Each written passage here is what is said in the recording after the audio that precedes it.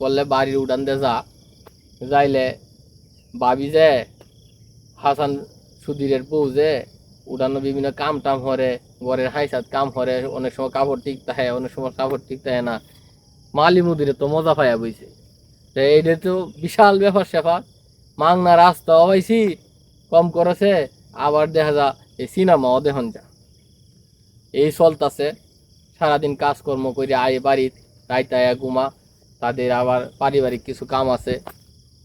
এই রাইতে দিনে দুপুরে সব সময় তার মালামাল কোনো একদিন এক সময় আন লাগে, কোনো দিন ব্যবসা শেষ করে রাইতে আন লাগে। আইলে পরে এর উড়ানের উঠে যা এর ঘরের ভিতরে কসকস গছ গছ আওয়াজ আই, অত রাইতে গের আওয়াজ আই তো বুঝুন না। পরে সহি কসকস গছ গছ পরে দিন উঠিয়া কাজের আইতাছে, বহুদিন পরে দেখা হইলো যে ভাই তোমার সহিটা কিন্তু ঠিক করো। কেটা কইছে কারে বুঝুন? এই মালি মুদিরে হাসান সুদিরে যার বাড়ির উঠে গেছে এরে কইতেছে ভাই তোমার সহিটা ঠিক করো, তোমার এই সহির শব্দে আমার ঠেলা গাড়ি চাক্কার যে গর্গ শব্দ আমি বুঝি না, এটা মাটির পড়ছে না এই ইটের মাঝে পড়ছে বুঝি না। হ্যাঁ, এছাড়া আরো কাহিনী আছে। কাহিনী জামাই বই আয়ে মাঝে মাঝে গোপন কিছু কথাবার্তা গেলে মাঝে মধ্যে তো দেওয়ালের কান আছে বুঝুন না, সনের করে ভাইদের তো বুঝাই যা, সনের ঘর বুঝুন না, বুঝাই যা কি আলাপ করতেছে। বাড়ির গোপনে তো ওটা রইলো না, ইজ্জতও রইলো না, আর টেহা পয়সা তো পাইলই না। যে রাস্তাতে যাইতেছে নোংরা হইলো বাড়িটা, হইলো সুবিধা বুঝুন। বল দে হাসান সুদির যদি বল দে চিন্তা করতো যে হ্যাঁ তো টেহা বাঁচাইতেছে, সময় বাঁচাইতে দুধ দিয়া, হে সময়ের দাম না আমারে না দিল, কিন্তু যে টেহা বাঁচাইতেছে এই টেহাটার মূল্যটা যদি আমারে দিত, তাহলে আমি গরিব মানুষ খাইতে খুঁটতে খাইতাছি, আমার একটু স্বাচ্ছন্দ্যে দিন চলতো, স্বাচ্ছন্দ্যে দিল চলতো। এই বুঝটা যদি আগে বুঝতো তাইলে হাসান সুদিরে ভালো হতো। কারণ একটা বেটার জায়গা দিছে, রাস্তা করছে, কইলেই কি উঠতে যাইব গা, আরো ধনী মানুষ অত সহজে কি তারে উঠাই দেন যাইব। এই কাহিনী যখন এলাকা পর্যন্ত গেল, কারণ কি তার বাড়ি সই শব্দ সুরা এলাকা সরে গেল। কেমনে সরে গেল?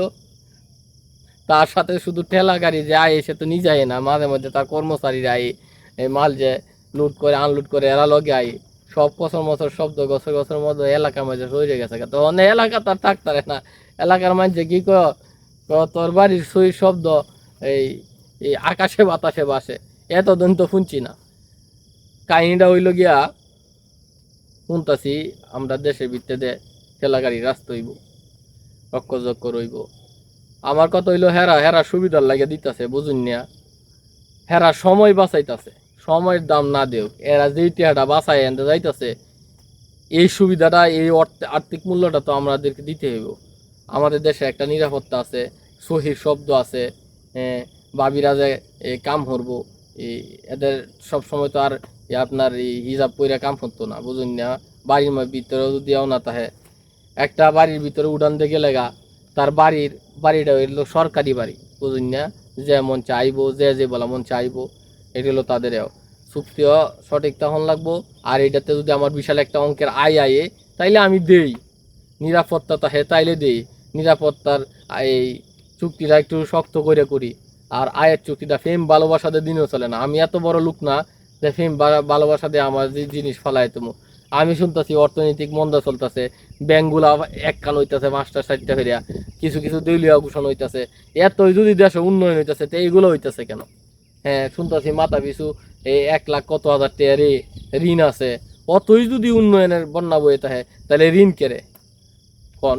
আমরা খাওন দেওয়া কিনন লাগে ভর্তুকি দিয়া, ঋণ তো হইবই। আর কিছু কিছু এই মালি মুদুরের মতো বড় লোকরা আছে না, এই দেশের টেহা বিদেশে নিয়ে ফাঁসার করিয়া পরে বাড়ি করি করে, এটা ইচ্ছা করলেও দেশ আনন্দ জানা। এইভাবে দেশের বস্তাটা খালি হইয়া দেশের বস্তাটা উদা রয়েছে, ভিতরে আম নাই, সালাডা রয়েছে আম নাই। কোন দিন এই সালাডও যদি না থাকে এই ব্যবস্থা করুন না যে, তাইলে আমি অত কিছু বুঝি না, যে আনি আমার এই বুঝে আইসি আনি কইছি। কারণ বাক শক্তি স্বাধীনতা বলতে একটা কথা ছিল, 1971 সালে নাকি আমরা স্বাধীনতা পাইছি কিনা এখন আমি টের পাইতেছি না। যাই হোক, এটা জনগণ হিসাবে মতামত দিলাম। আর আইনহারাও চিন্তা করুন যে এই মালি মুদিরের কাছে এই বইয়ের সিনেমা বানাইবেন নাকি, সহির শব্দ দিবেন নাকি, সব কিছু বুঝেই করুন যে। তাহলে আজ এই পর্যন্তই, সবাই ভালো থাকুন যে। পরবর্তী কোনো ভিডিওতে দেখা হইব। জানি না গল্পটা কেমন লাগছে, বাস্তবধর্মী গল্প তো অত মজা হইরা কইতাছি না, যতটুকু কইছি আইনেরা শুনুন যে, রিয়েক্ট করুন যে, খারাপ হইলেও এটা কোন যে, ভালো হইলেও কোন যে। সবাই ভালো থাকেন, আল্লাহ হাফেজ।